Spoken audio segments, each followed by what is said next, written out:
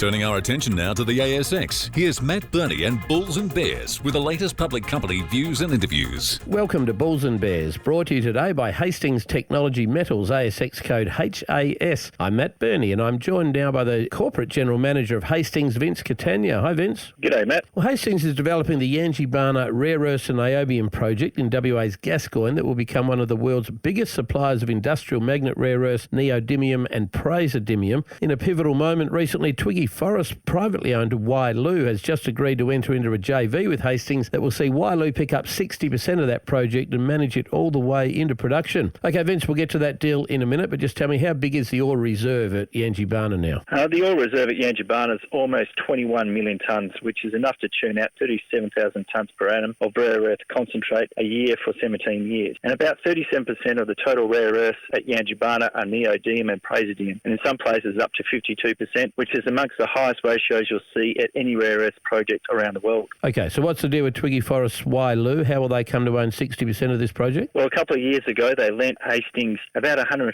million by the way of an exchangeable loan note to buy shares in a Canadian-listed magnet company. The debt accrued with interest is now around $200 million, which is becoming problematic for us to fund our flagship Yangibana project. Under the terms of this deal, Wyloo will cancel that debt and will transfer those shares in the magnet company to them and form a 60-40 JV at Yangibana, which is great for us because Wyloo has the capacity to get the project all the way into production. Well, this project's arguably the most advanced rare earths play out there because millions have already been spent on capital equipment, as I understand it. Roughly how much have you spent on capital equipment and what have you got stashed away? $158 million has been spent on capital equipment such as a 294-bed camp, airstrip, access roads, bore fields, pipeline communications, and the long lead infrastructure ready for deployment. We're also looking to build a hydromet plant downstream and to mine the product, which we have already spent $68 million on that. Okay, so roughly how much more capital is it going to take to get this thing into production? And if you assume a reasonable level of debt, how much equity do you think Hastings is now going to have to put up? By bringing Wyloo in, our Hastings equity contribution could be as low as a very achievable $32 million